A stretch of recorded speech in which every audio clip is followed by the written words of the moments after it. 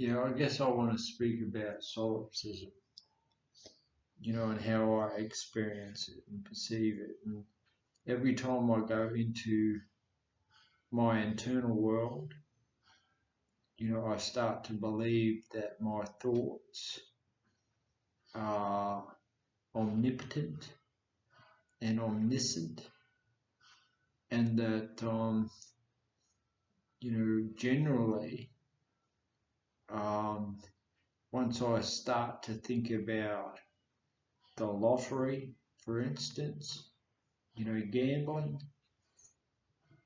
then I'll get dialogue in my head that seems as though it's from a different entity.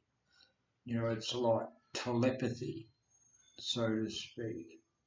Not that I believed in any of this until I was diagnosed. Um, but the delusion is that, the forces that be um, will manipulate the lottery system for a win on my behalf. And it all stems back to an early childhood trauma, where um, I experienced through a series of events, what I'd like to describe as uh, an escalation into a solipsistic realm where I experienced a sense of triumphalism that was so grand and magnificent in nature that I wanted it to go on for an eternity. And, it's not uncommon for 4.5-year-old boys to think in that respect. So for me, I seem to be, or have been, stuck in that status. Whenever I think along the lines of health, well-being, prosperity, and things like that, I generally do so in my inner realm, because reproducing that in reality is beyond my capability at present. I indulge in cigarettes and caffeine and sugar. I eat poorly. My hygiene is poor. Um, I only do just the basic things like feed myself, just so I don't starve to death, basically. And aside from that, I have done, it's been a week or more now since I've gambled, but, generally, I fantasize about the luxury that could be afforded, if I was financially secure, even beyond that, financially well off. I seem to have let that go over the last week or so. But for me, when I engage in that kind of activity, I detach from my physical realm, and it's like an endless parade of vibrancy and color and enrichment. It's glorious in nature to experience.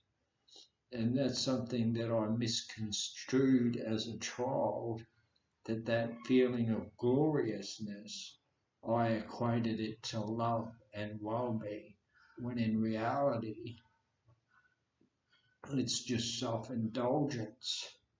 And it's insanity to expect to be able to sustain that kind of feeling and emotion, for an eternity. It just isn't feasible. So what takes place for me is that if I get that stream disrupted or defiled, which basically means that, the purity of it is tainted. I become resentful, angry, and bitter. My thoughts become very uh, maleficent, and I've had malevolent fantasies about acting out in a barbaric fashion. The source of that resentment. You know, and it's not always people.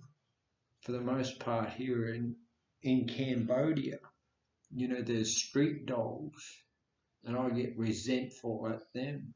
Because they walk around pissing everywhere and shitting everywhere and mating, and they seem to have the run of the mill. And you know, um, you know, uh, I guess subconsciously I envy them. I wish I was a small child that can and didn't have the feelings of self-consciousness or anything along those lines. Because then I'd be free to explore without the uh, fear of judgment and condemnation. So even that kind of activity takes place in a solipsistic world.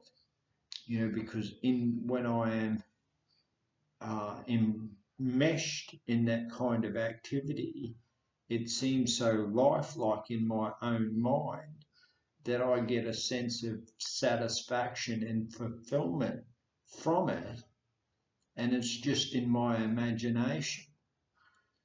So once again, it's solipsistic. It's where I depersonalize, and it took me a lot of years to realize that.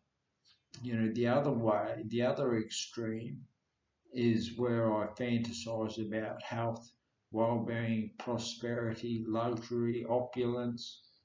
You know, not so much opulence in a material sense, but in a physical, in a feeling sense.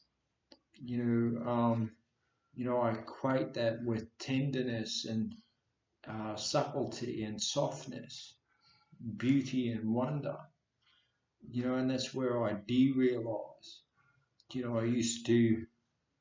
I did so for years, attending appointments with my psychiatrist where I'd put my headphones in and I'd listen to codependent music, love songs, and things along those lines, victory songs, and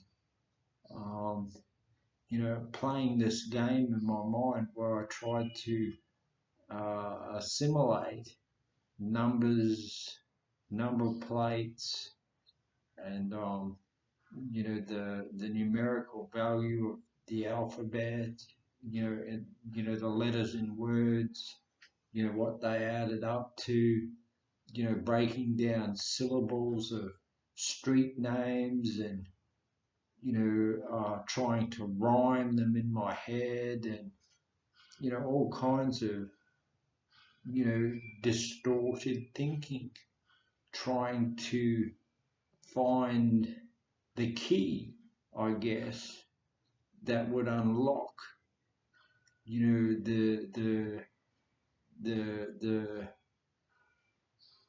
the winning numbers in the lottery system. Because I believed in my own mind it was therapeutic and that it had value of some sort. And what triggered it all was the fear of artificial intelligence. I could corrupt in my own mind artificial intelligence. It wasn't the way of the future. Humans reign supreme. And it was just childishness. It's just a fallacy. That people with overactive imaginations think that, they're going to be dominated and controlled, when in reality it's just a projection of their own issues. So I've come away since then that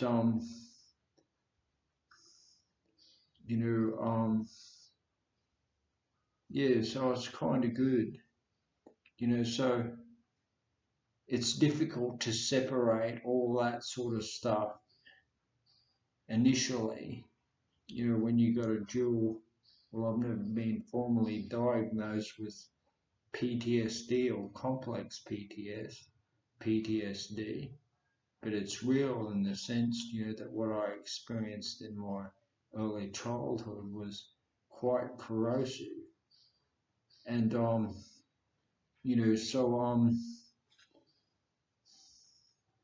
what am I trying to say? Trying to separate all that. And, I guess where started making progress was when I surrendered to the fact that, what the psychiatrists were trying to tell me, in the sense that, I had a mental or psychotic mental illness. It's still up in the air, as to what the correct diagnosis is. The last time I went in, it was schizophrenia. But, some months before that, they changed it to schizoaffective. And, at one stage there, it was just post-traumatic stress disorder with generalized anxiety.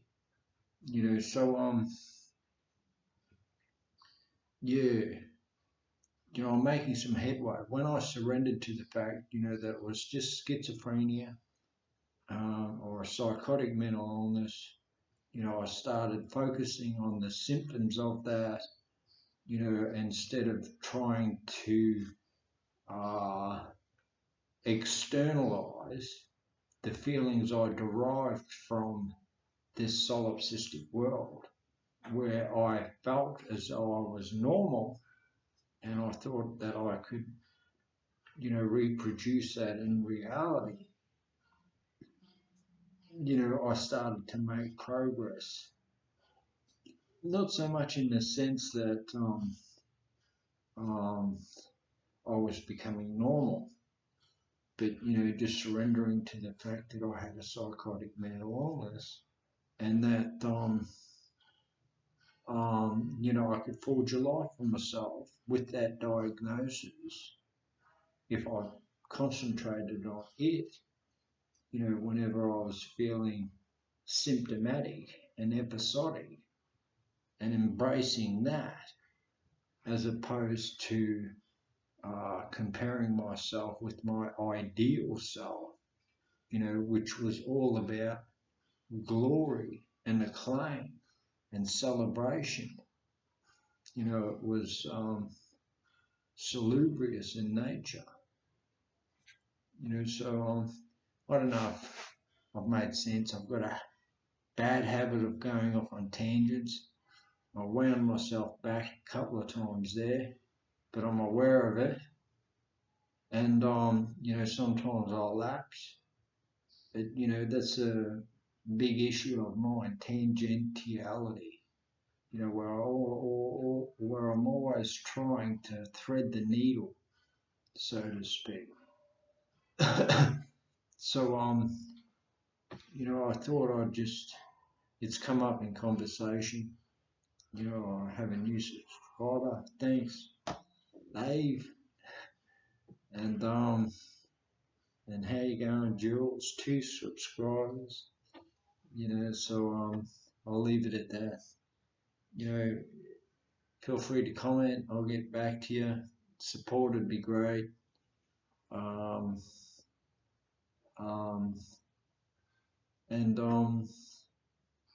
Please subscribe. I get a little lonely sometimes. The more the merrier, as they say. Bye.